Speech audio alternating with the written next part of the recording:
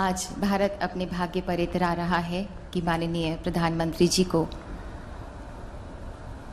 एक शीर्ष नेतृत्व पर पाकर हम सब धन्य भाग्य हैं और इस देश को आपका सानिध्य मिला माननीय। बहुत बहुत स्वागत है माननीय आपका। हृदय से स्वागत है माननीय प्रधानमंत्री जी आपका मंच पर, बहुत बहुत स्वागत है।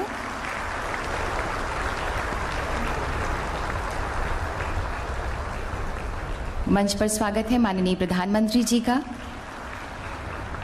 माननीय Shri Nitin Gadkari ji, honourable minister of road transport and highways, माननीय Shri Piyush Goyal ji, honourable minister of commerce and industry, consumer affairs, food and public distribution and textile, माननीय Shri Sarbananda Sonowal ji, honourable minister of ports, shipping and waterways, माननीय Shri Jyotiraditya Scindia ji, honourable minister of civil aviation, माननीय Shri Ashwini Vaishnaw ji, honourable minister of railways and electronics and IT, माननीय Shri Rajkumar Singh ji, honourable minister of power, तथा माननीय Shri Hardeep Singh Puri ji, honourable minister of petroleum and natural gas, housing and urban affairs. यहाँ उपस्थित सभी महानुभावों का, मेहमानों का हम हृदय से स्वागत करते हैं। माननीय प्रधानमंत्री जी ने पिछले 20 सालों में बदलाव के अभूतपूर्व इतिहास रचे हैं। वे हमेशा मल्टी मॉडल कनेक्टिविटी पर जोर देते रहे। 2014 से इसी अनुभव ने बदले और बढ़ते नए भारत से विश्व का साक्षात्कार कराया। भारत ने ये दिखाया कि निर्णायक नेतृत्व के द्वारा विकासशील देश से विकसित देश की ओर बढ़ा जा सकता है। जनहित की स्कीम्स को यदि सिद्धि तक पहुंचाना है, वो भी कम समय और कम लागत में, तो मंत्रालयों, विभागों, राज्यों इत्यादि को अपने अपने साइलोज से निकलकर समन्वय से साथ चलना होगा ताकि योजनाओं को गंतव्य तक तीव्र गति से पहुंचाया जा सके। अब हम निवेदन करते हैं honourable minister of commerce and industry, consumer affairs, food and public distribution and textile, माननीय श्री पीयूष गोयल जी से कि कृपया स्वागत संबोधन दें।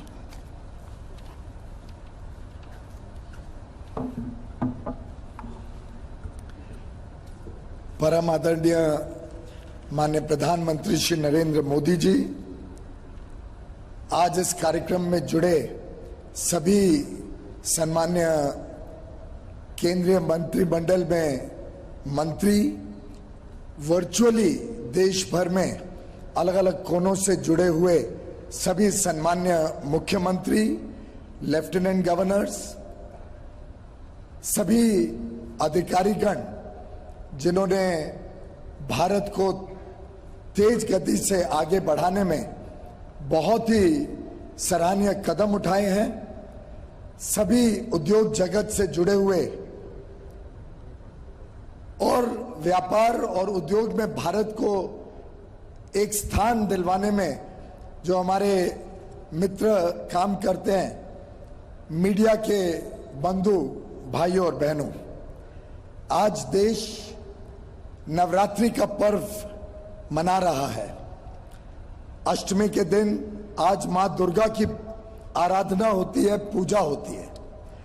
दुर्गा शक्ति का प्रतीक है और आज के दिन हम सबका सौभाग्य है कि माननीय प्रधानमंत्री जी के दूरदर्शी नेतृत्व में बनाई गई आत्मनिर्भर भारत को और गति देने वाली प्रधानमंत्री गति शक्ति योजना, जो एक प्रकार से भारत के इंफ्रास्ट्रक्चर डेवलपमेंट को एक नई गति भी देगी, एक नई दिशा देगी और पूरे देश में जो एक नेशनल इंफ्रास्ट्रक्चर पाइपलाइन के माध्यम से माननीय प्रधानमंत्री जी की कल्पना है कि विश्व स्तरीय इंफ्रास्ट्रक्चर देश में तैयार हो, उसको आगे बढ़ाने के लिए मार्ग बनेगी।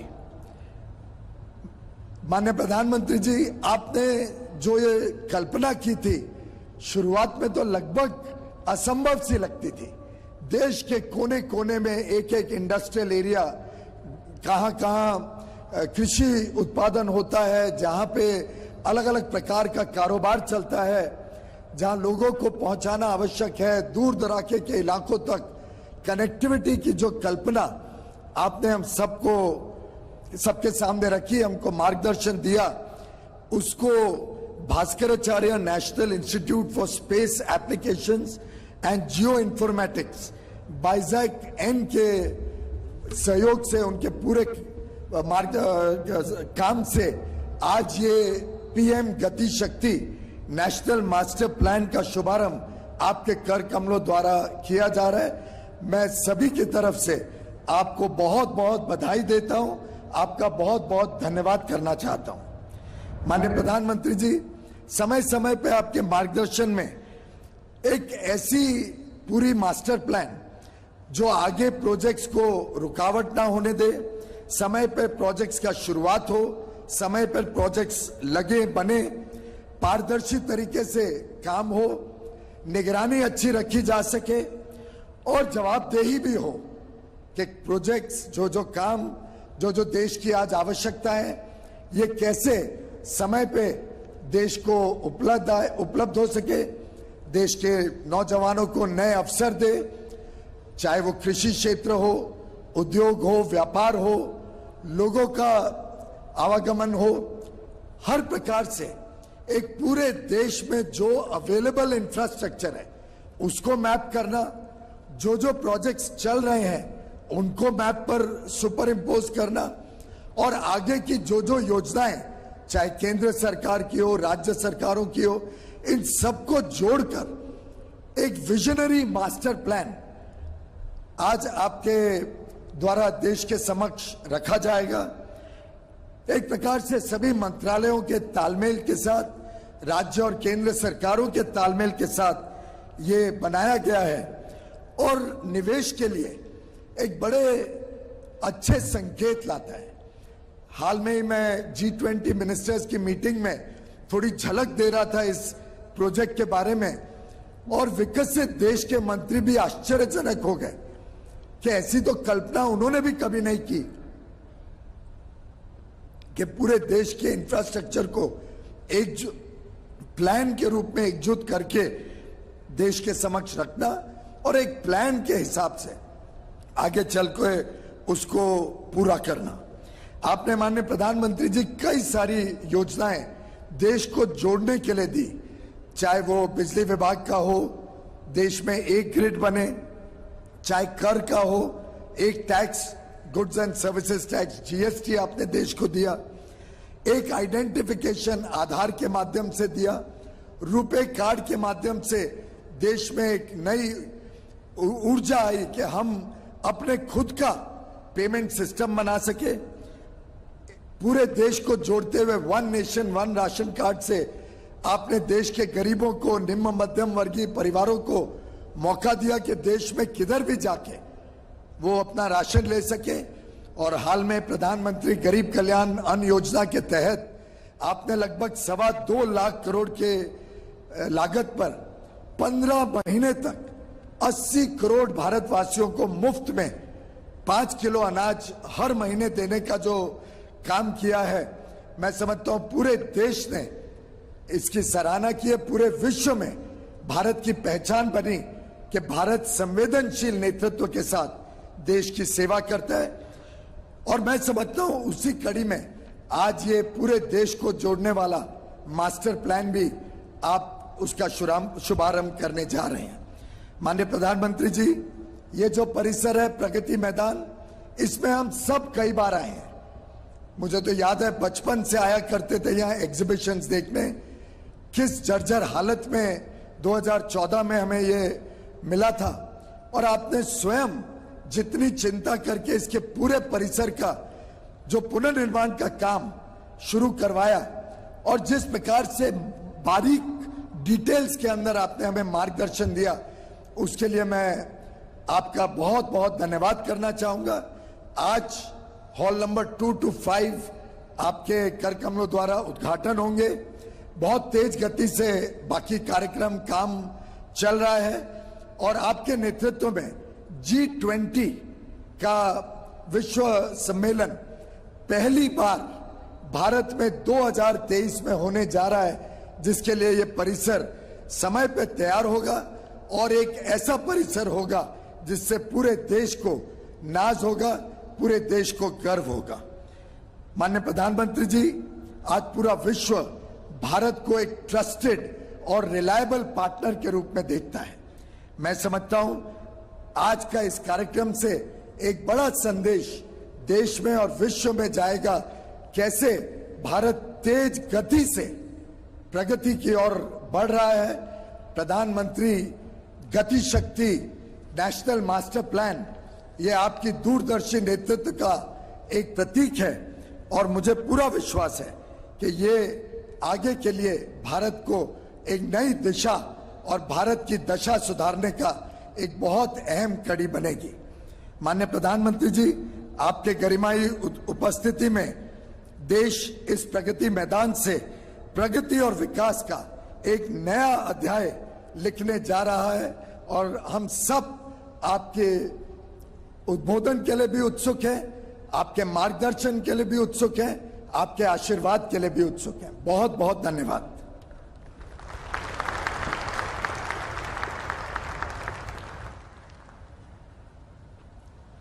धन्यवाद माननीय। विपत्ति में विकल्प के नहीं, विजय के रास्ते चलता है नया भारत। देश के अर्थचक्र को नई गति, नया रूप देने के हमारे फौलादी इरादे आगे ही आगे बढ़ते रहे। आईटीपीओ के नए एग्जीबिशन कॉम्प्लेक्स का ये नया स्वरूप इस बात का आईना है कि हम दिल से भारतीय हैं और आकांक्षाओं से ग्लोबल हैं। हम माननीय प्रधानमंत्री जी से विनम्र अनुरोध करते हैं कि कृपया आईटीपीओ के नए एग्जीबिशन कॉम्प्लेक्स का उद्घाटन करें, रिमोट का बटन दबाकर।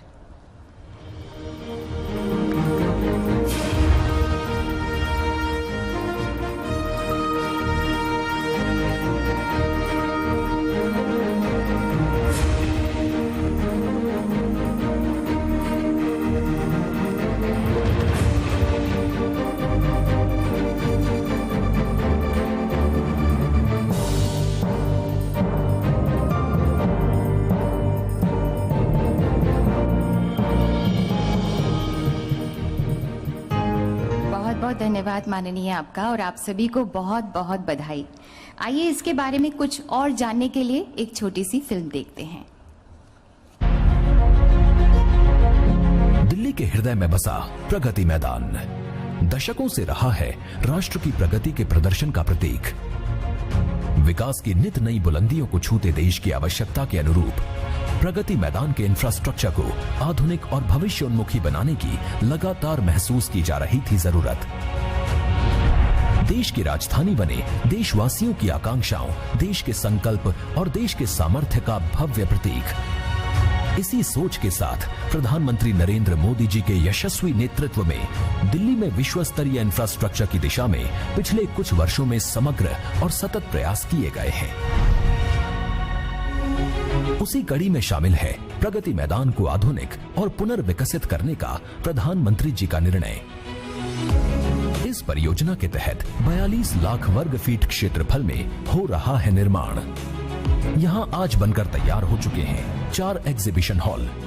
72,000 वर्ग मीटर में फैले ये हॉल नवीनतम सुविधाओं से युक्त हैं। इन हॉलों का उपयोग कार्यक्रमों और प्रदर्शनियों के लिए किया जा सकेगा। पूरी तरह एयर कंडीशनड हॉल्स विजिटर्स को सुखद अनुभव देंगे।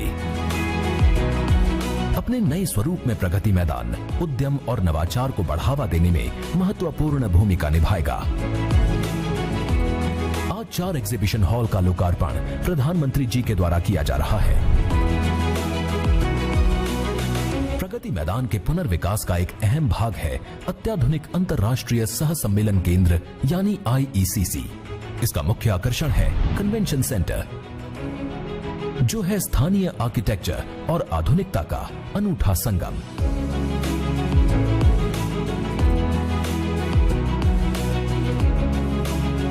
इसमें एक साथ 7,000 लोगों के बैठने की सुविधा होगी। कन्वेंशन सेंटर के सामने विस्तृत फ्रंट प्लाजा इसके आकर्षण को और बढ़ाएगा। पुनर्विकसित प्रगति मैदान में लगभग 4,800 वाहनों की भूमिगत पार्किंग बनाई गई है। प्रगति मैदान को जोड़ने वाली महत्वपूर्ण सड़कें भैरव मार्ग और मथुरा रोड पर ट्रैफिक को सुगम बनाने के लिए पुनर्विकास परियोजना के अभिन्न अंग के रूप में 1 टनल और 6 अंडरपास बन रहे हैं। इनके तैयार हो जाने के बाद नागरिकों को आवाजाही में आसानी होगी और ट्रैफिक जाम और प्रदूषण से छुटकारा मिलेगा। पुनर्विकसित प्रगति मैदान प्रधानमंत्री जी के न्यू इंडिया के संकल्प को देगा नई मजबूती और बनेगा आत्मनिर्भर भारत का सशक्त प्रतीक।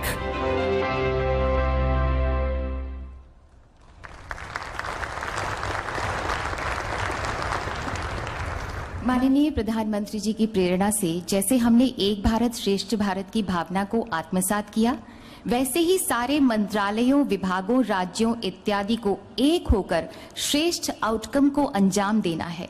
सबका साथ, सबका विकास, सबका विश्वास, सबका प्रयास को चरितार्थ करना है। सभी मंत्रालयों, विभागों, राज्यों के साथ से, उनके समन्वित प्रयास से, एक अडिग विश्वास से अब विकास के नए नए त्योहार सेलिब्रेट करेंगे। हम अनुरोध करते हैं माननीय प्रधानमंत्री जी आपसे कि कृपया पीएम गति शक्ति को लॉन्च करें रिमोट का बटन दबाकर।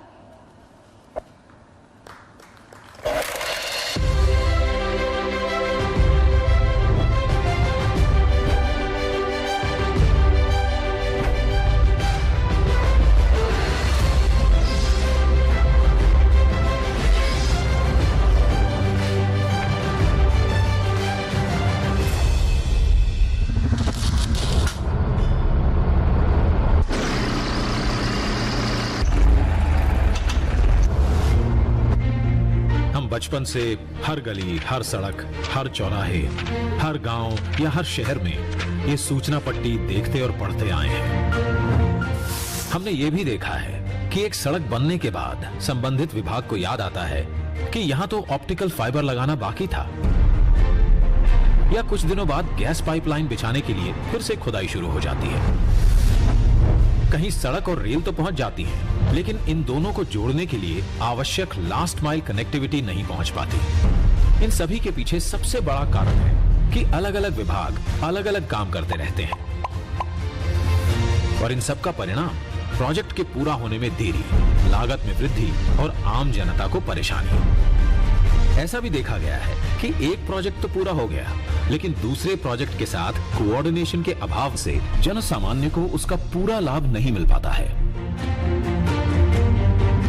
आइए इसे एक उदाहरण द्वारा समझते हैं। एक फर्टिलाइजर प्लांट तो स्थापित हुआ, लेकिन उस तक गैस पाइपलाइन की व्यवस्था नहीं की गई। गैस पाइपलाइन की अनुपलब्धता के कारण वो प्लांट पूरी तरह से उपयोग में नहीं लाया जा सका, जिससे करोड़ों की लागत से बने उस प्लांट का पूरा लाभ जन सामान्य तक नहीं पहुंच सका। इसी प्रकार सड़क निर्माण का काम कई एजेंसियां करती हैं। जैसे प्रमुख राजमार्गों का निर्माण NHAI करती है। इसके बाद आगे की सड़क का निर्माण राज्य PWD करती है। दूर दराज के गांवों की सड़कें प्रधानमंत्री ग्राम सड़क योजना के अंतर्गत बनती हैं और सीमावर्ती क्षेत्रों में सड़कें बॉर्डर रोड ऑर्गेनाइजेशन BRO बनाती है।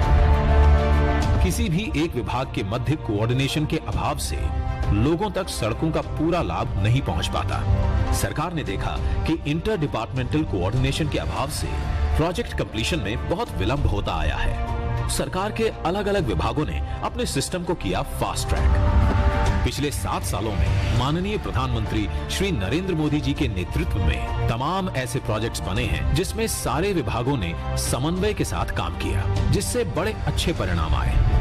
जैसे कि रेल मंत्रालय ने कॉमन ड्राइंग अप्रूवल सिस्टम का गठन किया और उसे भी कर दिया ऑनलाइन, जिससे सारे अप्रूवल्स एक ही पोर्टल पर मिल जाएं। भारतीय रेल की इस गति से 6 महीने में मिलने वाले अप्रूवल्स अब 2 से 3 महीने में ही मिलने लगे हैं। इसी प्रकार पर्यावरणीय मंजूरियों के लिए भी 3 अलग अलग ऑनलाइन सुविधा आरंभ कर दी गई है, जिसके अप्रूवल्स में पहले करीब 2 साल का वक्त लगता था। अब यह अवधि घटकर महज कुछ महीनों की हो गई है। रोड परिवहन ने नए नेशनल हाईवे और एक्सप्रेसवे के राइट ऑफ वे के एक्विजिशन के साथ यूटिलिटी कॉरिडोर का एक्विजिशन करना शुरू कर दिया है, जिससे सड़क के साथ साथ optic fibre cable, telephone, power cables को भी साथ में बिछाया जा सके और उसके लिए अलग से राइट ऑफ वे एक्विजिशन करने की जरूरत ना पड़े। इन सारे प्रयासों से यूटिलिटी लगने में बहुत तेजी आ रही है और इनका लाभ जन सामान्य तक जल्द से जल्द पहुंच रहा है। इसी प्रकार दूर संचार विभाग ने राज्य सरकारों की मदद से राइट ऑफ वे के एक्विजिशन की प्रक्रिया को सरल बनाया है, जिससे टेलीफोन और OFC केबल डालने की प्रक्रिया तेज हो चुकी है और अब टेलीफोन और इंटरनेट कनेक्टिविटी गांव-गांव तक पहुंचाई जा रही है। अब समय है इन प्रयासों को इंस्टीट्यूशनलाइज करने का। जब देश आजादी का अमृत महोत्सव मना रहा है, तब समय है इन प्रयासों को गति देने का, शक्ति देने का। इस बार लाल किले से प्रधानमंत्री जी ने कहा, भारत को आधुनिक इंफ्रास्ट्रक्चर के साथ ही इंफ्रास्ट्रक्चर निर्माण में होलिस्टिक अप्रोच, इंटीग्रेटेड अप्रोच अपनाने की बहुत जरूरत है। आने वाले कुछ ही समय में प्रधानमंत्री गति शक्ति का नेशनल मास्टर प्लान करोड़ों देशवासियों को सपना करने वाली एक बहुत बड़ी योजना लेकर के हम आपके सामने आने वाले हैं। लाखों नौजवानों के लिए रोजगार के नए अवसर लेकर के आने वाली है। विकास में गति की नई इंटीग्रेटेड और होलिस्टिक अप्रोच की शक्ति, यानी कि प्रधानमंत्री गति शक्ति, national master plan for multi modal connectivity. इसके अंतर्गत इसरो द्वारा विकसित बाइसैग-N इंटीग्रेटेड पोर्टल पर 16 मंत्रालयों को जोड़ने वाले 200 से ज्यादा लेयर्स काम कर रहे हैं, जिससे सभी विभागों को एक दूसरे के काम की मिलेगी विजिबिलिटी।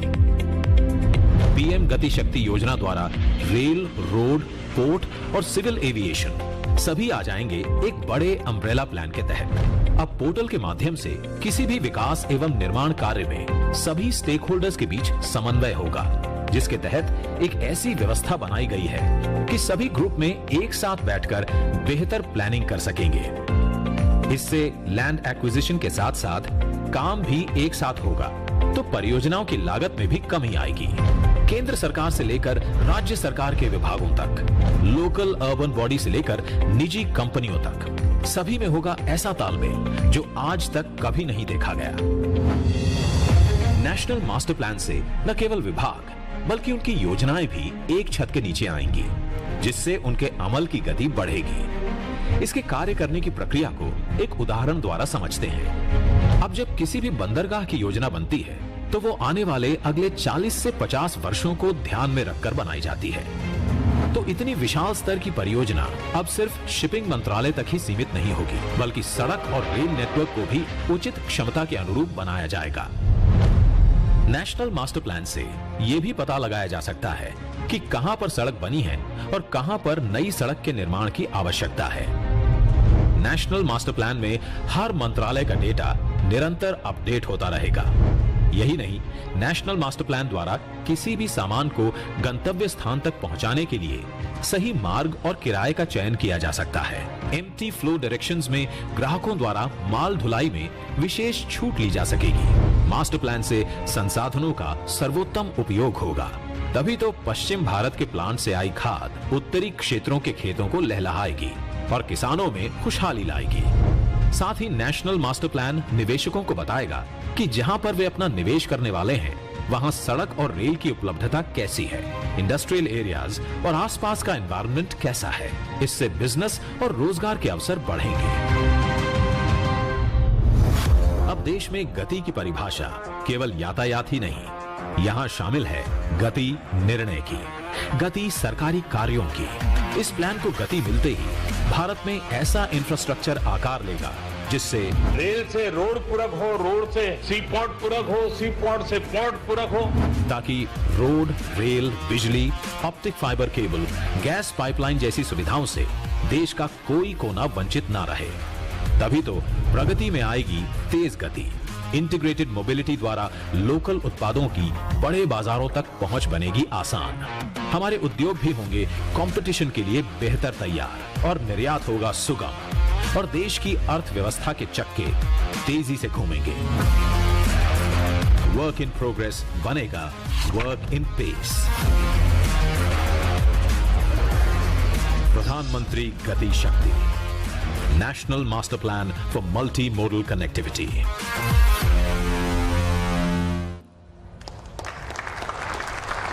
बहुत बहुत धन्यवाद माननीय प्रधानमंत्री जी और सभी देशवासियों को हृदय से बधाई। ईज ऑफ डूइंग बिजनेस में हमारे भारत की रैंकिंग में जबरदस्त उछाल आया है और अब तो कॉस्ट ऑफ लॉजिस्टिक्स कम होने से लागत भी कम आएगी। जन सामान्य के जीवन से लेकर उद्योग जगत तक एक नई स्फूर्ति आएगी। उद्योग जगत की कुछ एमिनेंट शख्सियतें हमारे बीच उपस्थित हैं। हम चाहते हैं कि हम उनके भी विचार सुने।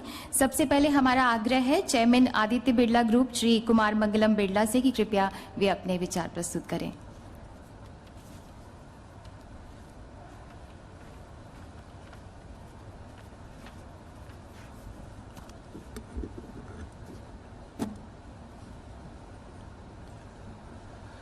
Honorable Prime Minister Shri Narendra Modi ji, respected cabinet ministers, senior officials of the Government of India, ladies and gentlemen. माननीय प्रधानमंत्री जी, लोक प्रतिनिधि के रूप में निस्वार्थ सेवा के 2 दशक पूरे होने पर आपको हार्दिक शुभकामनाएं। आपकी देश की प्रगति के लिए संघर्ष हमारे लिए एक आदर्श है। आपके नेतृत्व से हमें गति और शक्ति की प्रेरणा मिलती है। Honorable Prime Minister, 20 years at the helm has given you a perfect 2020 clarity of vision, and today's launch of the National Infrastructure Master Plan of Prime Minister Gati Shakti is a great example of that vision. This master plan is backed by the Shakti, that is energy and drive of your leadership, and Gati, that is speed, or rather the ambition to accelerate the pace of India's development. The word infrastructure conjures up images of roads and railway, waterways and ports, telecom and electricity networks. All this is at the end of the day about connectivity. The faster, the smoother and the more seamless it is, the more rapid the pace of economic activity and prosperity. For a country which is of subcontinental size, straddling diverse geographies, terrains, and climatic conditions, the criticality of infrastructure cannot be overemphasized. Infrastructure is a public good whose efficient provision not only needs public funds, but great coordination in performance, including several departments, ministries, and parts of the government, both at the center and at the states. What are the elements of making infrastructure more effective? First, of course, is a step up in annual investment, which is exactly what the National Infrastructure Pipeline addresses. Second is easier connectivity between air, road, rail, and waterways, including seamless multimodal connectivity, especially at the last mile. And third, a master plan with 360-degree visibility. And that is what PM Gati Shakti is all about. इस गति की शक्ति हमारे प्रगति की राह को तीव्रता प्रदान करेगा, जिससे उद्योग, इंफ्रास्ट्रक्चर और वो ही नहीं हमारे समाज पर भी बहुत गहरा प्रभाव पड़ेगा. The long-term impact will indeed be deep and sustainable. The impact is far beyond just improving the ease of doing business. In fact, it will have a disproportionate impact on improving the ease of living itself. One striking feature is the way that this program leverages the power of digitization. It uses multi-layered geospatial information to generate real-time dashboards, MIS reports, and 3D images. I cannot think of any other government program anywhere in the world of such a large scale and technology-enabled real-time monitoring of such large-scale development projects. This is yet another example where India is setting a global benchmark for digital governance. To me, Gati Shakti embodies and combines some unique features that make a paradigm shift in governance. Firstly, it takes a platform approach using the most modern technology. It brings all stakeholders onto one platform. Such breaking of silos within the government is indeed a utopian condition or a dream come true for all of us in industry. The platform approach also increases transparency all around and helps resolve bottlenecks quickly. Second is the outcome-based approach. Gati Shakti marks a departure from the traditional approach to planning there is a greater emphasis and granularity in specifying targets in terms of outcomes and not merely outlays. For instance, the plan specifies that by 24-25, India will have 2 lakh kilometers of national highways, 35 lakh kilometers of optic fiber, 4,54,000 kilometers of transmission network, and so on. Clearly, targets have been specified in great detail. Managing and building high-quality infrastructure is, I believe, a national enterprise. Furthermore, we must remember that roads and rivers do not respect state boundaries. Therefore, a holistic approach to infrastructure has to navigate the challenges of working through a very complex federal system. It is almost like conducting a grand yet complex orchestra. The outcome is a symphony like the PM Gati Shakti. I firmly believe that this symphony has the potential to change mindsets and show a path for government, industry, academia, and civil society to come together and act for the collective prosperity of India. The synergy that comes from such a collaboration is a force multiplier. Congratulations again, Honorable Prime Minister, on the launch of yet another path-breaking and very deep impact initiative. Thank you very much.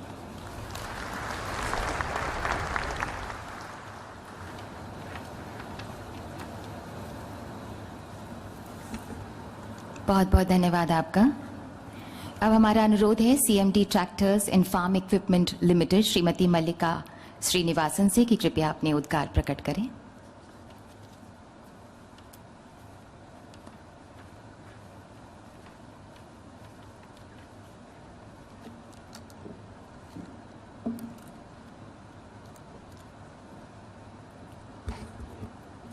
Honorable Prime Minister, Honorable Ministers and distinguished invitees. Under our Prime Minister's visionary leadership, Gati Shakti propels India into the next phase of robust growth through creation of sustained competitive advantage. Government policy today clearly focuses on creating an ecosystem measured along multidimensional parameters that will attract private sector investment. Gati Shakti is at the epicenter of this ecosystem, bringing together as it does a holistic and integrated infrastructure plan with a geospatial digital platform that uses cutting-edge technology and digital tools to address the critical issues of coordination, simplification, agility, speed, and cost-effective implementation. It promises to be a game changer and the engine of economic growth and employment for the next decade towards a $5 trillion economy. Honorable Prime Minister, sir, on behalf of the private sector, I'd like to express my deep appreciation of your government's far-sighted, focused approach that is delivered with speed and scale. The Indian logistics industry is growing rapidly. The successful GST implementation has resulted in the wide adoption of the hub-and-spoke model and has already significantly reduced losses and increased logistics efficiency. Gati Shakti will go much further with respect to the cost of doing business element in making India's manufacturing competitive for both domestic demand and for exports. An enhanced ease of doing business, coupled with an open democracy and increasingly friendly investor laws, offers a strong proposition to investors, reducing as they do the risk of doing business. Changing global trade relations, geopolitics, and COVID-induced supply chain disruptions have compelled businesses to rebalance their supply chains. Given the dual advantage of ease and lower risk, multimodal connectivity holds the key to supply chain rebalancing decisions for global investors, and a well-executed Gati Shakti vision will undoubtedly attract investment. The National Master Plan ties in well with the Prime Minister's vision for agriculture. Logistics even at the stage of the primary produce, is a significant portion of the cost of the produce. The primary processed food market is projected to rise from $200 billion to over $500 billion, but only 10 to 15% of primary processed food goes towards higher value-added processing. Even in our exports of over 40 billion, only 14% is processed food. A multimodal infrastructure push alongside the development of planned mega food parks and agro-processing centers and rural connectivity with optic fiber cables at each village level will accelerate the value chain development of agri-food produce. Tourism is an area that affords ample opportunity for growth and employment generation. With an expenditure of over 21 billion annually on outbound tourism, there's a strong potential to channel international tourists to domestic tourism with an opportunity to double the quantum of domestic tourists on a peer comparison basis. This sector stands to gain strongly from Gati Shakti. The Honorable Prime Minister recently referred to entrepreneurs as growth ambassadors. Sir, your government is leaving no stone unturned to make India the destination of choice in all respects. And I'd like to assure you that as Indian entrepreneurs, we will do the country proud. Thank you.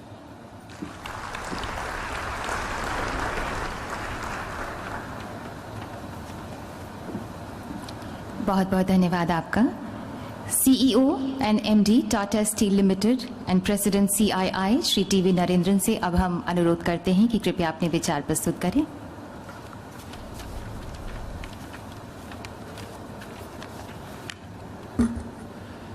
The Honorable Prime Minister of India, Shri Narendra Modi ji, Cabinet Ministers, other distinguished ministers, Chief Ministers, Excellencies, ladies and gentlemen.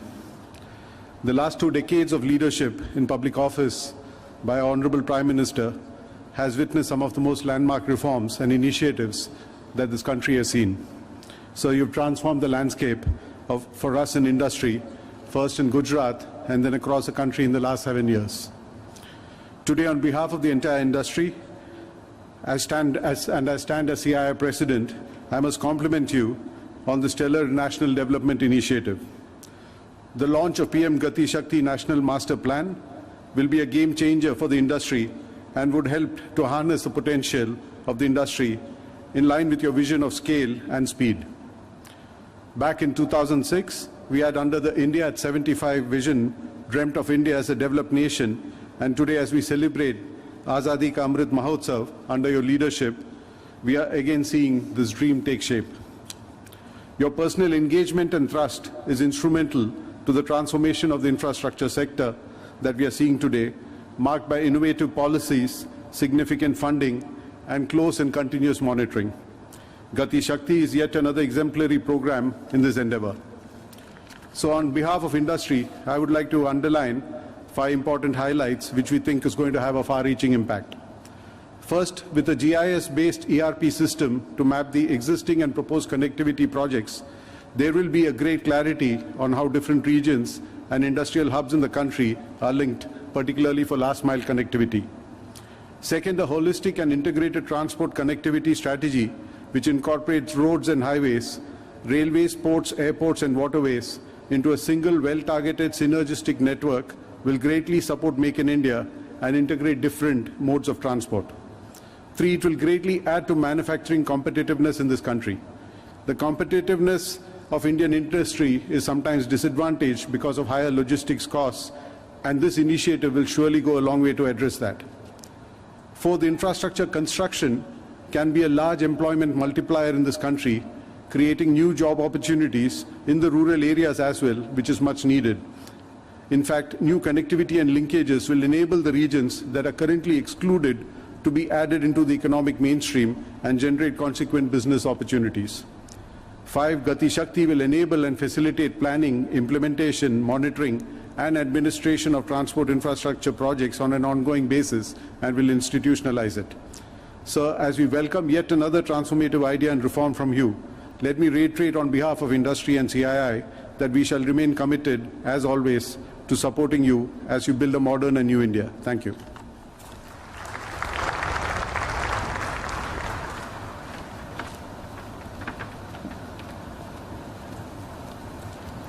बहुत बहुत धन्यवाद आपका। अब हमारा आग्रह है श्री दीपक गर्ग आपसे, जो को फाउंडर हैं रिविगो के, कि कृपया अपने उद्गार प्रकट करें।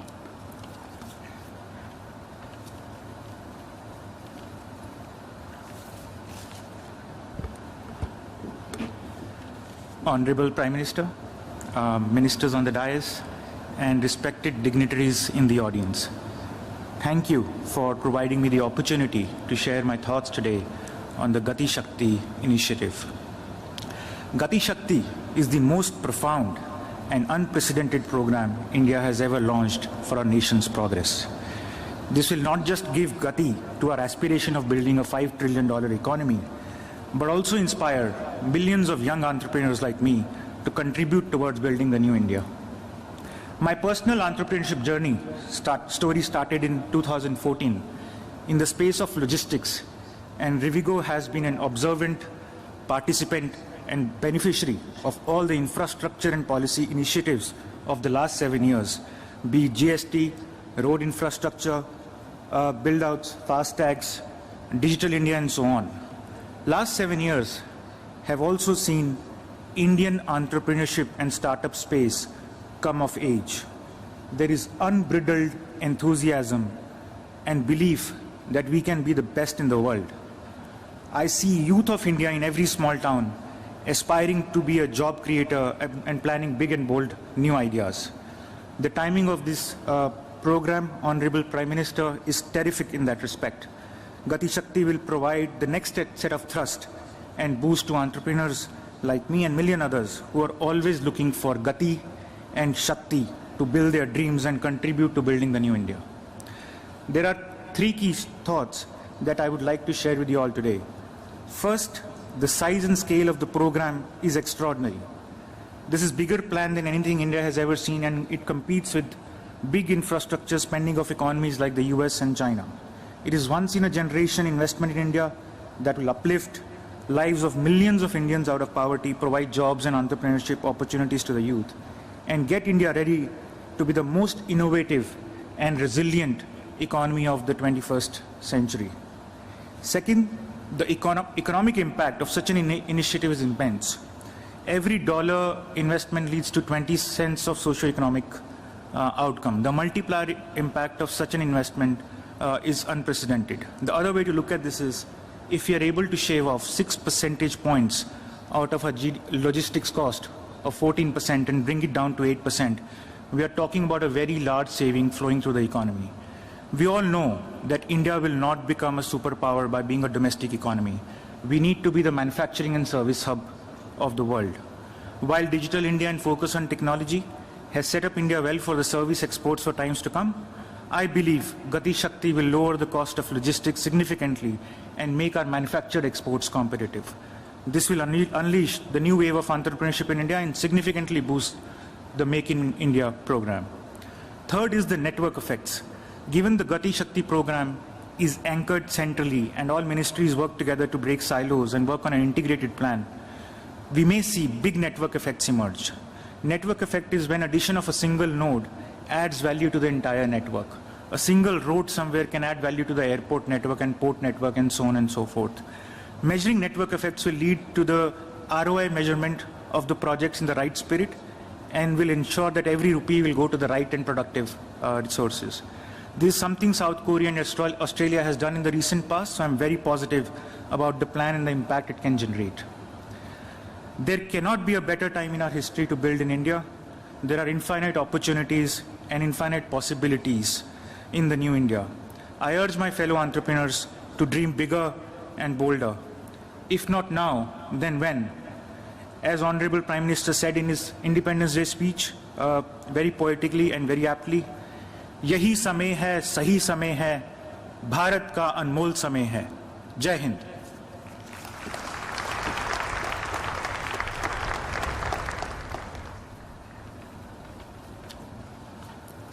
बहुत बहुत धन्यवाद आपका।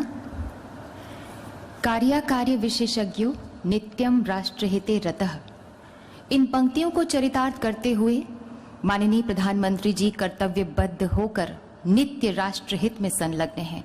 हम सब सौभाग्यशाली हैं कि हम सब उन पलों के साक्षी बन रहे हैं जब माननीय प्रधानमंत्री जी के नेतृत्व में भारत की विश्व में साख भी है और धाक भी।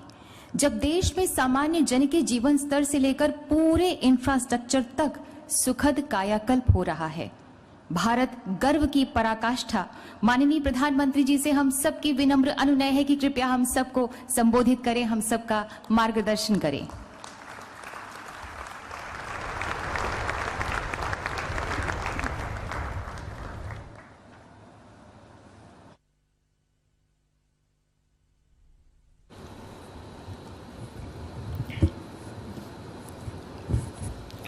नमस्कार।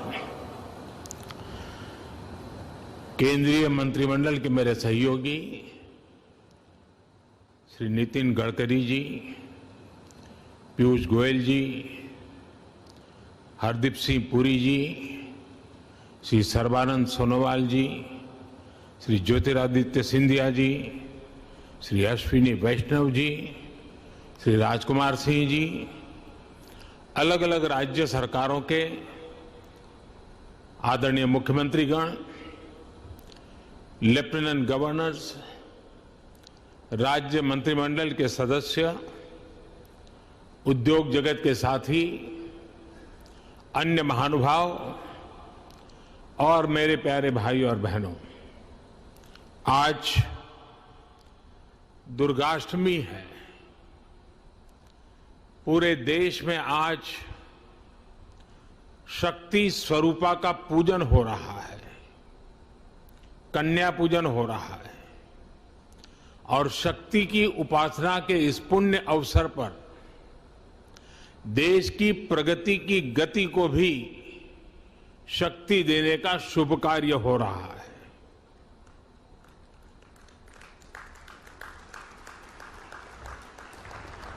ये समय भारत की आजादी के 75 वर्ष का है, आजादी के अमृत काल का है। आत्मनिर्भर भारत के संकल्प के साथ हम अगले 25 वर्षों के भारत की बुनियाद रच रहे हैं। पीएम गति शक्ति नेशनल मास्टर प्लान भारत के इसी आत्मबल को, आत्मविश्वास को, आत्मनिर्भरता के संकल्प तक ले जाने वाला है। ये नेशनल मास्टर प्लान 21वीं सदी के भारत को गति शक्ति देगा। नेक्स्ट जनरेशन इंफ्रास्ट्रक्चर और मल्टी मॉडल कनेक्टिविटी को इस नेशनल प्लान से गति शक्ति मिलेगी। इंफ्रास्ट्रक्चर से जुड़ी सरकारी नीतियों में प्लानिंग से लेकर एग्जीक्यूशन तक को ये नेशनल प्लान गति शक्ति देगा। सरकार के प्रोजेक्ट्स तय समय सीमा के भीतर पूरे हों, इसके लिए ये गति शक्ति नेशनल प्लान सही जानकारी और सटीक मार्गदर्शन करेगा।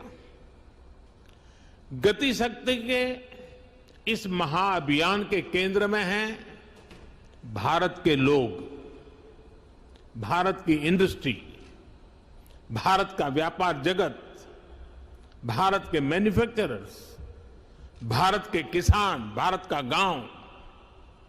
ये भारत की वर्तमान और आने वाली पीढ़ियों को 21वीं सदी के भारत के निर्माण के लिए नई ऊर्जा देगा। उनके रास्ते के अवरोध समाप्त करेगा। ये मेरा सौभाग्य है कि आज के इस पावन दिन में पीएम गति शक्ति नेशनल प्लान, इसका शुभारंभ करने का मुझे अवसर मिला है। साथियों, आज ही यहां प्रगति मैदान में बन रहे इंटरनेशनल एग्जीबिशन कम कन्वेंशन सेंटर के 4 प्रदर्शनी हॉल का लोकार्पण भी हुआ है। दिल्ली में आधुनिक इंफ्रा से जुड़ा ये भी एक अहम कदम है। ये एग्जीबिशन सेंटर्स हमारे एमएसएमईज, हमारे हैंडीक्राफ्ट, हमारे कुटीर उद्योग को अपने प्रोडक्ट्स दुनिया भर के बाजारों के लिए शोकेस करने, ग्लोबल मार्केट तक अपनी पहुंच बढ़ाने में बहुत बड़ी मदद करेंगे। मैं दिल्ली के लोगों को, देश के लोगों को बहुत बधाई देता हूं, शुभकामनाएं देता हूं। साथियों, हमारे यहां दशकों तक सरकारी व्यवस्थाओं ने जिस तरह काम किया है, उस वजह से सरकारी शब्द आते ही लोगों के मन में आता था खराब क्वालिटी, काम में बरसों की देरी, बेवजह रुकावटें, जनता के पैसे का अपमान। मैं अपमान इसलिए कह रहा हूं क्योंकि जो टैक्स के रूप में देश की जनता सरकार को देती है, उस पैसे का इस्तेमाल करते समय सरकारों में ये भावना ही नहीं होती थी कि एक भी पैसा बर्बाद नहीं होना चाहिए। हर एक को लगता है अरे यार ऐसे ही चल रहा है, चलने दो, चलता है, क्या है। देशवासी भी अभ्यस्त हो गए थे कि देश ऐसे ही चलेगा। वो परेशान होते थे, दूसरे देशों की प्रगति देख उदास होते थे और इस भावना से भर गए थे कि कुछ बदल नहीं सकता। जैसा अभी हम वीडियो में भी देख रहे थे, हर जगह नजर आता था work in progress, work in progress.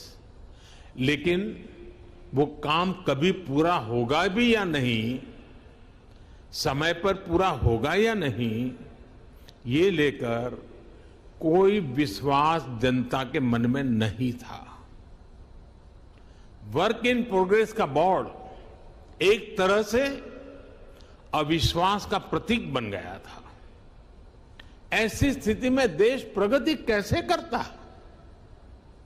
प्रगति भी तभी मानी जाएगी जब उसमें गति हो, गति के लिए एक अधीरता हो, गति के लिए एक सामूहिक प्रयास हो। आज 21वीं सदी का भारत सरकारी व्यवस्थाओं की उस पुरानी सोच को पीछे छोड़कर आगे बढ़ रहा है।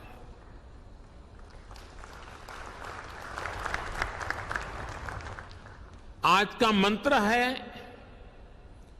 Will for progress, work for progress, wealth for progress, plan for progress, preference for progress. हमने न सिर्फ परियोजनाओं को तय समय सीमा में पूरा करने का वर्क कल्चर विकसित किया, बल्कि आज समय से पहले प्रोजेक्ट पूरे करने का प्रयास हो रहा है। अगर आज भारत आधुनिक इंफ्रास्ट्रक्चर के निर्माण के लिए ज्यादा से ज्यादा इन्वेस्टमेंट करने के लिए प्रतिबद्ध है, तो वही आज का भारत हर वो कदम भी उठा रहा है जिससे प्रोजेक्ट में देरी ना हो, रुकावटें ना आए, कम समय पर पूरा हो। साथियों, देश का सामान्य मानवी एक छोटा सा भी घर बनाता है तो उसके लिए बाकायदा प्लानिंग करता है। कोई बड़ी यूनिवर्सिटी बनती है, कोई कॉलेज बनाता है तो भी पूरी प्लानिंग के साथ बनाया जाता है। समय समय पर उसके विस्तार की गुंजाइश को भी पहले से ही सोच लिया जाता है और ये इसमें हर किसी का अनुभव है, हर एक का ये अनुभव से आप गुजरे हैं। लेकिन दुर्भाग्य से हम भारत में इंफ्रास्ट्रक्चर से जुड़े प्रोजेक्ट्स में कॉम्प्रिहेंसिव प्लानिंग से जुड़ी अनेक कमियां रोजमर्रा अनुभव करते हैं।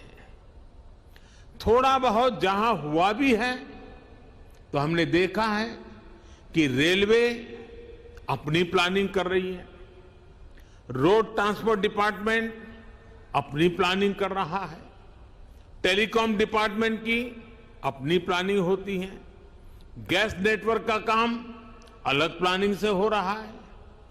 ऐसे ही तमाम डिपार्टमेंट अलग अलग प्लान करते हैं।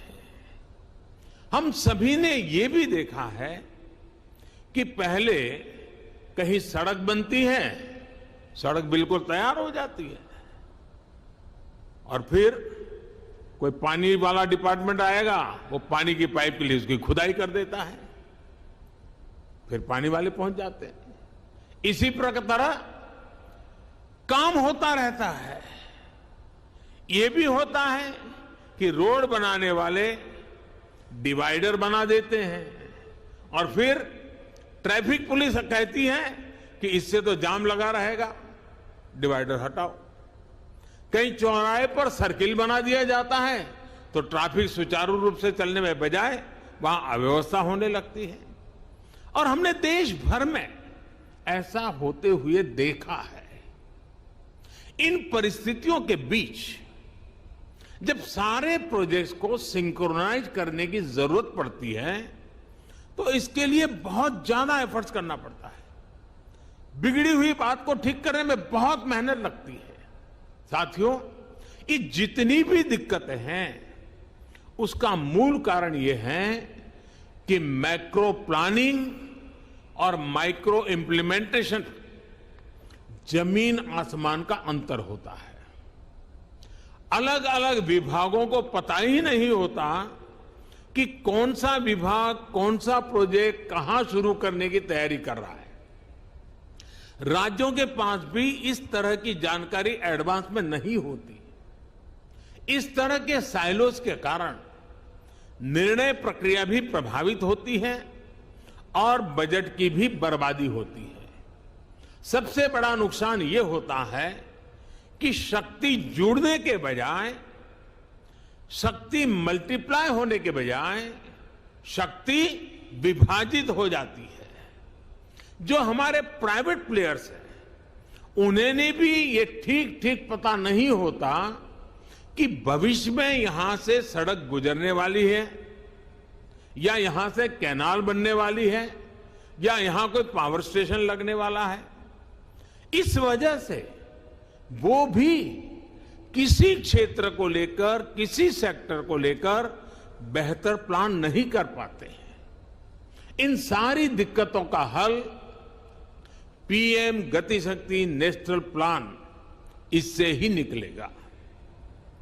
जब हम मास्टर प्लान को आधार बनाकर चलेंगे तो हमारे रिसोर्सेज का भी ऑप्टिमम यूटिलाइजेशन होगा। साथियों, हमारे देश में इंफ्रास्ट्रक्चर का विषय ज्यादातर राजनीतिक दलों की प्राथमिकता से दूर रहा है। यह उनके घोषणा पत्र में भी नजर नहीं आता है। अब तो यह स्थिति आ गई है कि कुछ राजनीतिक दल देश के लिए जरूरी इंफ्रास्ट्रक्चर के निर्माण पर आलोचना करने में गर्व करते हैं, जबकि दुनिया में ये स्वीकृत बात है कि सस्टेनेबल डेवलपमेंट के लिए क्वालिटी इंफ्रास्ट्रक्चर का निर्माण एक ऐसा रास्ता है जो अनेक आर्थिक गतिविधियों को जन्म देता है, बहुत बड़े पैमाने पर रोजगार का निर्माण करता है। जैसे स्किल्ड मैन पावर के बिना हम किसी क्षेत्र में आवश्यक परिणाम नहीं प्राप्त कर सकते, वैसे ही बेहतर आधुनिक इंफ्रास्ट्रक्चर के बिना हम चौतरफा विकास नहीं कर सकते। साथियों, राजनीतिक इच्छा शक्ति की कमी के साथ ही देश के इंफ्रास्ट्रक्चर डेवलपमेंट को सबसे ज्यादा नुकसान पहुंचाया सरकारी विभागों के बीच आपसी तालमेल की कमी ने, आपसी खींचतान ने। राज्यों में भी हमने राज्य सरकारों और स्थानीय निकायों के बीच इस विषय पर तनाव होते देखा है। इस वजह से जो प्रोजेक्ट देश की इकोनॉमिक ग्रोथ को बढ़ाने में मददगार होने चाहिए थे, वही प्रोजेक्ट देश के विकास के सामने एक दीवार बन जाते हैं। समय के साथ बरसों से लटके हुए प्रोजेक्ट अपनी प्रासंगिकता, अपनी जरूरत भी खो देते हैं। मैं जब 2014 में यहां दिल्ली एक नई जिम्मेवारी के साथ आया, तो भी ऐसे सैकड़ों प्रोजेक्ट थे जो दशकों से लटके हुए थे। लाखों करोड़ रुपए के ऐसे सैकड़ों प्रोजेक्ट्स की मैंने खुद समीक्षा की। सरकार के सारे विभागों, सारे मंत्रालयों को एक प्लेटफॉर्म पर लाकर खड़ा कर दिया, सारी रुकावटों को दूर करने का प्रयास किया। मुझे संतोष है कि अब सबका ध्यान इस ओर गया है कि आपसी तालमेल की कमी की वजह से परियोजनाओं में देरी ना हो। अब होल ऑफ गवर्नमेंट अप्रोच के साथ सरकार की सामूहिक शक्ति योजनाओं को पूरा करने में लग रही है। इसी वजह से अब दशकों से अधूरी बहुत सारी परियोजनाएं पूरी हो रही हैं। साथियों, पीएम गति शक्ति अब ये सुनिश्चित करेगी कि 21वीं सदी का भारत इंफ्रास्ट्रक्चर प्रोजेक्ट में कोऑर्डिनेशन में कमी की वजह से ना पैसे का नुकसान उठाए और ना ही समय गंवाए। पीएम गति शक्ति नेशनल मास्टर प्लान के तहत रोड से लेकर रेलवे तक, एविएशन से लेकर के एग्रीकल्चर तक विभिन्न मंत्रालयों को, विभागों को इससे जोड़ा जा रहा है। हर बड़े प्रोजेक्ट को, हर डिपार्टमेंट को सही जानकारी, सटीक जानकारी समय पर मिले, इसके लिए टेक्नोलॉजी प्लेटफॉर्म भी तैयार किया गया है। आज यहां कई राज्य के मुख्यमंत्री और राज्यों के अन्य प्रतिनिधि भी जुड़े हैं। मेरा सभी से आग्रह है कि जल्द से जल्द आपके राज्य भी पीएम गति शक्ति नेशनल मास्टर प्लान से जुड़कर अपने राज्य की योजनाओं को गति दें। इससे राज्य के लोगों का भी बहुत लाभ होगा। साथियों, पीएम गति शक्ति मास्टर प्लान सरकारी प्रोसेस और उससे जुड़े अलग अलग स्टेक होल्डर्स को तो एक साथ लाता ही है। ये ट्रांसपोर्टेशन के अलग अलग मोड्स को आपस में जोड़ने में भी मदद करता है। ये होलिस्टिक गवर्नेंस का विस्तार है। अब जैसे गरीबों के घर से जुड़ी योजना में सिर्फ 4 दीवारी नहीं बनाई जाती, बल्कि उसमें टॉयलेट, बिजली, पानी, गैस कनेक्शन भी साथ ही आता है। ठीक वैसा ही विजन इसमें इंफ्रास्ट्रक्चर के लिए भी है। अतीत में हमने देखा है कि उद्योगों के लिए स्पेशल जोन का ऐलान तो किया जाता था, लेकिन वहां तक कनेक्टिविटी या फिर बिजली, पानी, टेलीकॉम पहुंचाने में गंभीरता नहीं दिखाई जाती थी। साथियों, ये भी बहुत सामान्य बात थी कि जहां सबसे ज्यादा माइनिंग का काम होता है वहां रेल कनेक्टिविटी नहीं होती थी।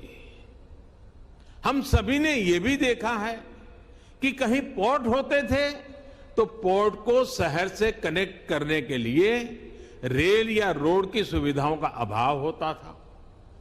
ऐसी ही वजहों से भारत में प्रोडक्शन कॉस्ट बढ़ती रही है, हमारे एक्सपोर्ट की कॉस्ट बढ़ती रही है, हमारा लॉजिस्टिक कॉस्ट बहुत ज्यादा रहा है। निश्चित तौर पर ये आत्मनिर्भर भारत के निर्माण में बहुत बड़ी रुकावट है। एक स्टडी है कि भारत में लॉजिस्टिक कॉस्ट जीडीपी का करीब करीब 13% है, 13% है। दुनिया के बड़े देशों में ऐसी स्थिति नहीं है। ज्यादा लॉजिस्टिक कॉस्ट की वजह से भारत के एक्सपोर्ट्स की कॉम्पिटिटिवनेस बहुत कम हो जाती है। जहां प्रोडक्शन हो रहा है वहां से पोर्ट तक पहुंचाने का जो खर्च है उस पर ही भारत के एक्सपोर्टर्स को लाखों करोड़ रुपए खर्च करने पड़ते हैं। इस वजह से उनके प्रोडक्ट की कीमत भी बेतहाशा बढ़ जाती है। उनका प्रोडक्ट दूसरे देशों के मुकाबले बहुत महंगा हो जाता है। एग्रीकल्चर के क्षेत्र में भी इस वजह से हमारे किसानों को बहुत ज्यादा नुकसान उठाना पड़ता है। इसलिए आज समय की मांग है कि भारत में सीमलेस कनेक्टिविटी बढ़े, लास्ट माइल कनेक्टिविटी और मजबूत हो।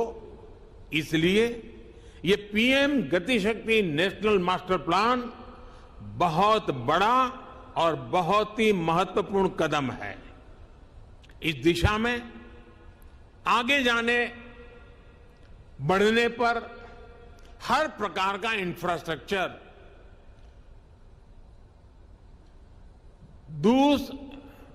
दूसरे इंफ्रास्ट्रक्चर को सपोर्ट करेगा, उसका पूरक बनेगा। और मैं समझता हूं हर कारण, हर स्टेक होल्डर को भी ज्यादा उत्साह से इससे जुड़ने की प्रेरणा मिलेगी। साथियों, पीएम गति शक्ति नेशनल मास्टर प्लान देश की पॉलिसी मेकिंग से जुड़े सभी स्टेक होल्डर्स को, इन्वेस्टर्स को एक एनालिटिकल और डिसीजन मेकिंग टूल भी देगा। इससे सरकारों को प्रभावी प्लानिंग और पॉलिसी बनाने में मदद मिलेगी। सरकार का अनावश्यक खर्च बचेगा और उद्यमियों को भी किसी प्रोजेक्ट से जुड़ी जानकारी मिलती रहेगी। इससे राज्य सरकारों को भी अपनी प्राथमिकताएं तय करने में मदद मिलेगी। जब ऐसा डेटाबेस मैकेनिज्म देश में होगा तो हर राज्य सरकार निवेशकों के लिए टाइम बाउंड कमिटमेंट दे पाएगी। इससे इन्वेस्टमेंट डेस्टिनेशन के रूप में भारत की बढ़ती साख को नई बुलंदी मिलेगी, नया आयाम मिलेगा। इससे देशवासियों को कम कीमत में बेहतरीन क्वालिटी मिलेगी, युवाओं को रोजगार के लिए नए अवसर मिलेंगे। साथियों, देश के विकास के लिए ये बहुत जरूरी है कि सरकार के इंफ्रास्ट्रक्चर से जुड़े सभी विभाग एक दूसरे के साथ बैठें, एक दूसरे की कलेक्टिव पावर का इस्तेमाल करें। बीते वर्षों में इसी अप्रोच ने भारत को अभूतपूर्व गति भी दी है। पिछले 70 वर्षों की तुलना में आज भारत पहले से कहीं ज्यादा स्पीड और स्केल पर काम कर रहा है। साथियों, भारत में पहली इंटरस्टेट नेचुरल गैस पाइपलाइन 1987 में 1987 में कमीशन हुई थी। इसके बाद साल 2014 तक यानी 27 साल में देश में 15,000 किलोमीटर नेचुरल गैस पाइपलाइन बनी। आज देश भर में 16,000 किलोमीटर से ज्यादा नई गैस पाइपलाइन पर काम चल रहा है। ये काम अगले 5-6 वर्षों में पूरे होने का लक्ष्य है। यानी जितना काम 27 वर्षों में हुआ, हम उससे ज्यादा काम उसके आधे समय में करने का लक्ष्य लेकर चल रहे हैं। काम करने की यही रफ्तार आज भारत की पहचान बन रही है। 2014 के पहले के 5 सालों में सिर्फ 1900 किलोमीटर 1900 किलोमीटर रेल लाइनों का दोहरीकरण होता था। बीते 7 वर्षों में हमने 9,000 किलोमीटर से ज्यादा रेल लाइनों की डबलिंग की है। कहां 1900 और कहां 7,000। 2014 से पहले के 5 सालों में सिर्फ 3,000 किलोमीटर रेलवे का बिजलीकरण हुआ था। बीते 7 वर्षों में हमने 24,000 किलोमीटर से भी अधिक रेलवे ट्रैक का बिजलीकरण किया।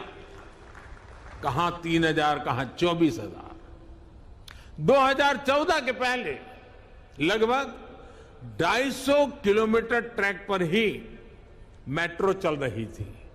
आज 700 किलोमीटर तक मेट्रो का विस्तार हो चुका है और 1,000 किलोमीटर नए मेट्रो रूट पर काम चल रहा है। 2014 के पहले 5 सालों में सिर्फ 60 पंचायतों को ही 60 पंचायतों को ही ऑप्टिकल फाइबर से जोड़ा जा सका था। बीते 7 वर्षों में हमने 1.5 लाख से अधिक ग्राम पंचायतों को ऑप्टिकल फाइबर से कनेक्ट कर दिया है। कनेक्टिविटी के पारंपरिक माध्यमों के विस्तार के साथ साथ इनलैंड वाटरवेज और सी प्लेन्स नया इंफ्रास्ट्रक्चर भी देश को मिल रहा है। 2024 तक देश में सिर्फ 5 वाटरवे थे। आज देश में 13 वाटरवेज काम कर रहे हैं। 2014 से पहले हमारे पोर्ट्स पर vessel turn around time 41 hour 41 घंटे से भी ज्यादा था। अब ये घटकर 27 घंटे रह गया है। इसे और कम करने का प्रयास भी किया जा रहा है। साथियों, कनेक्टिविटी के अलावा जरूरी दूसरे इंफ्रास्ट्रक्चर के निर्माण को भी नई रफ्तार दी गई है। बिजली की प्रोडक्शन से लेकर ट्रांसमिशन के पूरे नेटवर्क को ट्रांसफॉर्म किया गया है। One nation one power grid का संकल्प सिद्ध हो चुका है। 2014 तक देश में जहां 3 lakh circuit kilometre power transmission lines थी, वहीं आज ये बढ़कर 4.25 लाख सर्किट किलोमीटर से भी ज्यादा हो चुकी है। न्यू एंड रिन्यूएबल एनर्जी के मामले में जहां हम बहुत ही मार्जिनल प्लेयर थे, वहीं आज हम दुनिया के टॉप 5 देशों में पहुंच चुके हैं। 2014 के इंस्टॉल कैपेसिटी से करीब करीब 3 गुना कैपेसिटी यानी 100 गीगावाट से ज्यादा भारत हासिल कर चुका है। साथियों, आज देश में एविएशन का आधुनिक इकोसिस्टम विकसित करने पर तेजी से काम हो रहा है। एयर कनेक्टिविटी बढ़ाने के लिए देश में नए एयरपोर्ट्स के निर्माण के साथ ही हमने एयर स्पेस को भी और ज्यादा खोल दिया है। बीते 1-2 वर्षों में ही 100 से ज्यादा एयर रूट्स की समीक्षा करने उनकी दूरी घटाई गई है। जिन क्षेत्रों के ऊपर से पैसेंजर फ्लाइट्स के उड़ने पर पाबंदी थी उसे भी हटाया गया है। इस एक फैसले से बहुत से शहरों के बीच एयर टाइम कम हुआ है, उड़ान का समय कम हुआ है। एविएशन सेक्टर को मजबूती देने के लिए नई एमआरओ पॉलिसी बनाना है। जिस जीएसटी काम पूरा करना हो, पायलट्स की ट्रेनिंग की बात हो, इन सभी पर काम किया गया है। साथियों, ऐसे ही प्रयासों से देश को विश्वास हुआ है कि हम तेज गति से काम कर सकते हैं, बड़े लक्ष्य, बड़े सपने भी पूरे हो सकते हैं। अब देश की अपेक्षा और आकांक्षा दोनों बढ़ गई है। इसलिए आने वाले 3-4 वर्षों के लिए हमारे संकल्प भी बहुत बड़े हो गए हैं। अब देश का लक्ष्य है लॉजिस्टिक्स कॉस्ट को कम से कम करना, रेलवे की कार्गो क्षमता बढ़ाना, पोर्ट कार्गो कैपेसिटी बढ़ाना, टर्न अराउंड टाइम को कम करना। आने वाले 4-5 साल में देश में कुल मिलाकर 200 से ज्यादा एयरपोर्ट, हेलीपैड और वाटर एरोड्रम बनकर तैयार होने जा रहे हैं।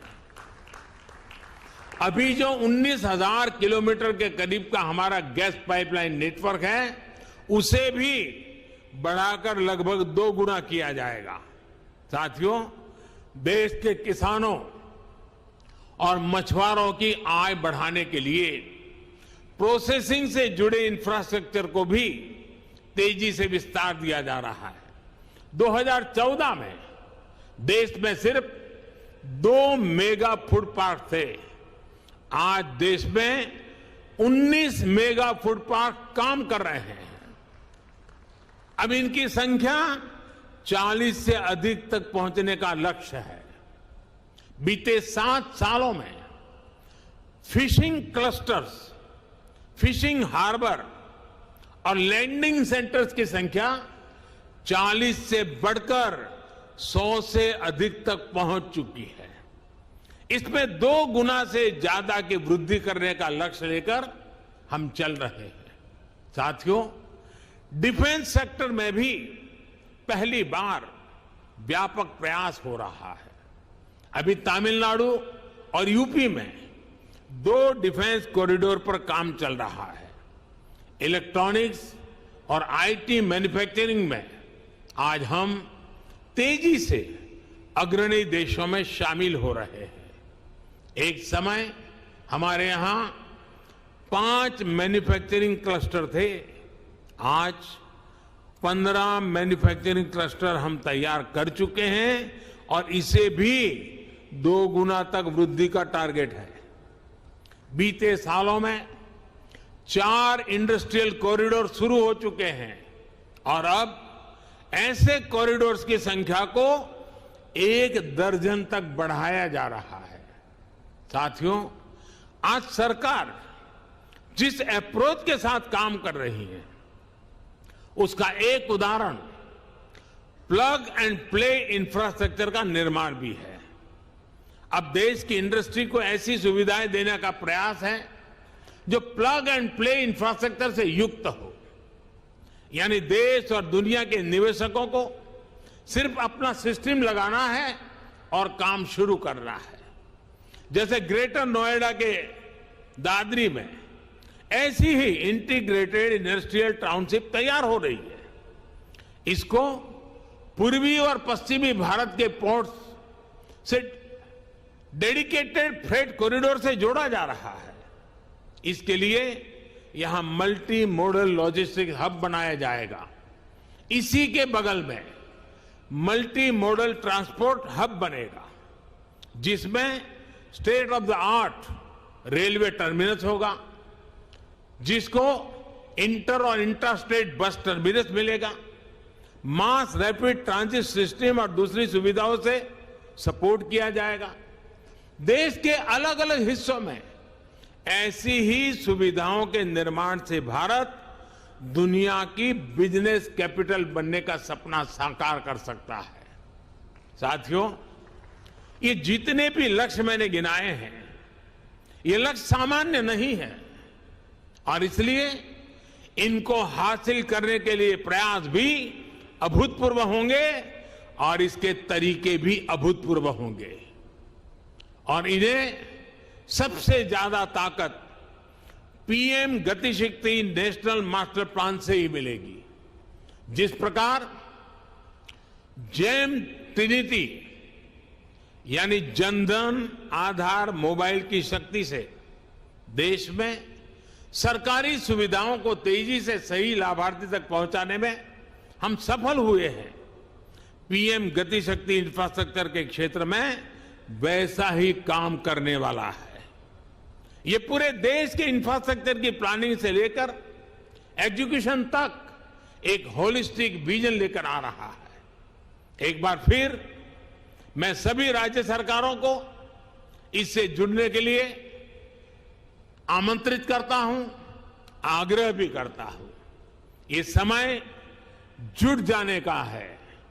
आजादी के इस 75वें वर्ष में देश के लिए कुछ कर दिखाने का है। इस कार्यक्रम से जुड़े हर व्यक्ति से मेरा यही आग्रह है, यही मेरी उम्मीद है। आप सभी को इस महत्वपूर्ण कार्यक्रम में पधारने के लिए मैं आपका धन्यवाद देता हूं और मुझे विश्वास है कि प्रधानमंत्री Gatishakti master plan private party भी उसको बहुत बारीकी से देखेगी, वे भी इससे जुड़ करके अपनी भावी रणनीति तय कर सकती हैं, विकास के नए आयाम को छू सकती हैं। मेरी आप सबको बहुत बहुत शुभकामनाएं हैं।